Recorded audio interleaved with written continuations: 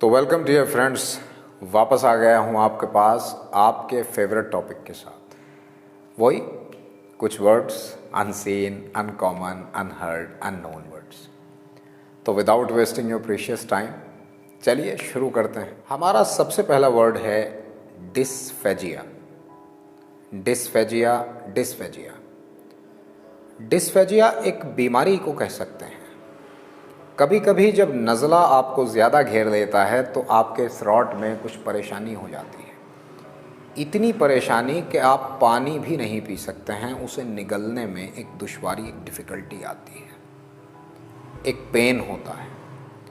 इस बीमारी को डिस्फेजिया कहते हैं। ये अक्सर नज़ले में हो जाया करती है, इस्तेमाल कर लेते हैं। चूँकि डिस्फेजिया नाउन होता है इसलिए इसके साथ आप हैज़ हैव लगाएंगे। I have dysphagia. She has dysphagia. Do you have dysphagia? No, I do not have dysphagia. Dysphagia का एडजेक्टिव डिस्फेजिक होता है, यानी कि अगर आप किसी आदमी को कहना चाहते हैं तो आप डिस्फेजिक कहेंगे। मान लीजिए मेरे गले में तकलीफ है तो मैं आपसे कह सकता हूँ I am dysphagic। मैं यूँ भी कह सकता हूँ कि मुझे ये तकलीफ़ बढ़ती जा रही है तो मैं कह सकता हूँ आई एम गेटिंग डिस्फेजिक।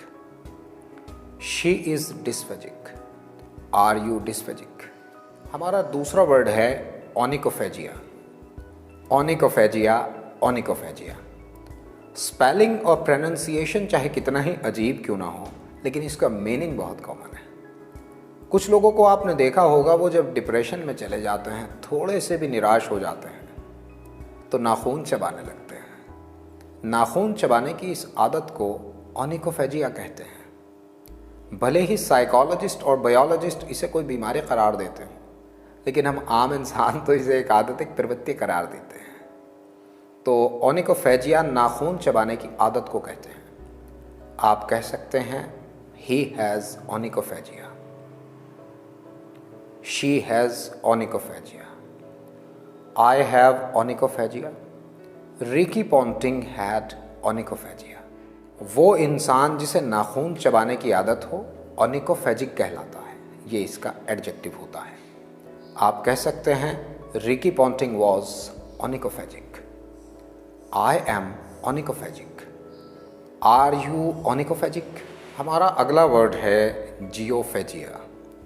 अब जितने वर्ड्स मैं आपको बता चुका हूँ, तकरीबन 4 वर्ड्स मैं आपको बता चुका हूँ, तो आप ये तो समझ गए होंगे कि ये फेजिया जो आता है ये कुछ खाने वगैरह के सिलसिले में आता है।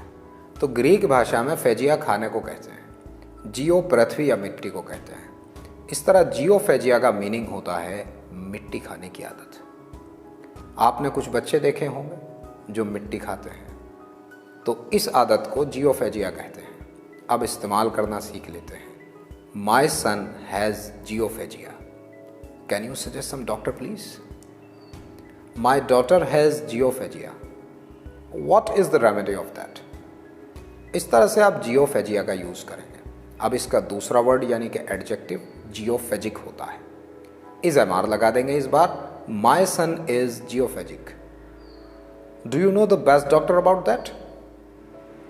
My daughter is geophagic. What is the remedy of that? इस तरह से आप जियोफेजिक का यूज़ करेंगे। अमेरिकन इंग्लिश में जियोफेजिया का एक सिनोनिम होता है जिसकी स्पेलिंग बड़ी इंटरेस्टिंग और बड़ी ख़तरनाक हुआ करती है। सोनोफेजिक या सोनोफेजिया।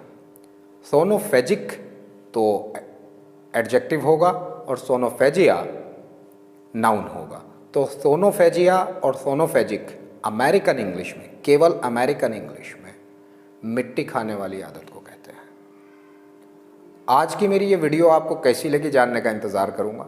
दुआओं में याद रखिए। Subscribe to our channel learn English with ZMohammadi।